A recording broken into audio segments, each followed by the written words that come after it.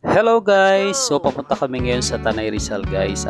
Bali papasyal ko po ang aking pater dito sa Parola sa Tanay Rizal. Kasi hindi pa po siya nakakapunta dito guys. So yan po, nakadaan na po kami ng Baras Rizal. Yan po, excited yung aking kasama na makapunta doon sa Parola. Hindi niya rin kasi alam kung ano yung tsura noon. So yan guys, tuloy-tuloy lang aming biyahe sa highway po at malapit na po kami yan sa Tanay. So tuloy-tuloy lang po at malapit na po kami makarating sa Parola. So excited na yung aking kasama.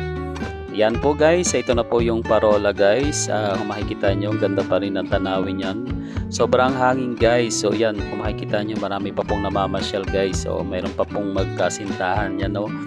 Maganda po ang panahon ngayon, buti na lang at medyo umayon po ang panahon ngayon. Naging mainit po kasi kaninang umaga medyo madilim po ang panahon guys.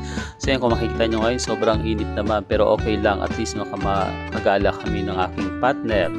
So yan, tuwan-tuwa ang aking partner kasi ngayon lang siya nakapunta rito. Naalala niya yung kanyang kapanahunan doon sa probinsya daw. May parola din daw doon sa kanilang lugar. So yan guys, hindi rin kami nagtagal dahil sa sobrang init.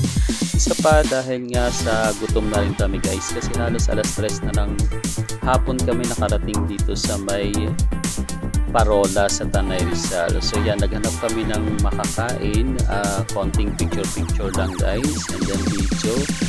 And then maya lang po ay umalis na rin kami dahil nga sabi ko nga nahihilo na ako sa gutom guys.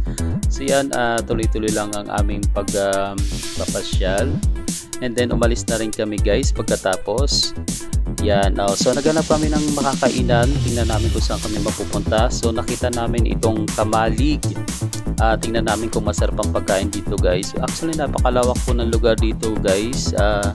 Kung makikita nyo, siguro ang daming kumakain dito kasi sobrang lawak ng lugar. Actually sa gabi daw pala ito maraming tao. So ganitong oras po bibihira na po ang may kumakain. Dahil nga sa gabi talaga ang marami raw tao dito, at saka may light band sila guys. So yan na po, dumating na po ang aming pagkain guys. Talagang hindi na rin tigilan ng gutom ng aking kasama kung makikita nyo. At saka guys, ang sarap po ng pagkain nila dito, sariwang sariwa po. Bagong luto po ang ginagawa nila talagang pag-order. Halos mga nasa 30 minutes rin kami naghintay. And then yung kanilang lechong kawali ay napakasarap at napakalutong talaga ng pagkakaluto. So yan guys, umorder kami ng sinigang na hipon. Namiss ko lang po, matagal na rin akong hindi nakakain yan. Ayan yung aking partner, kumain na agad. Hindi mala nag-pray yan. Yan, dahil nga sa sobrang gutom na rin namin ay kumain na rin kami guys. So yan, sarap na pagkakaluto ng mga pagkain pala dito.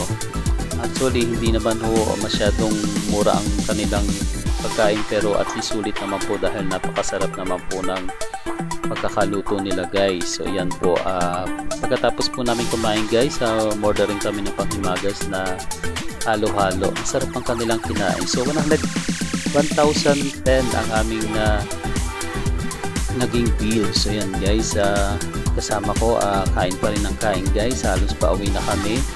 So yan guys, punta lang kayo dito sa Kamalig, dito po sa may highway sa Tanay Rizal kung mapapansin nyo.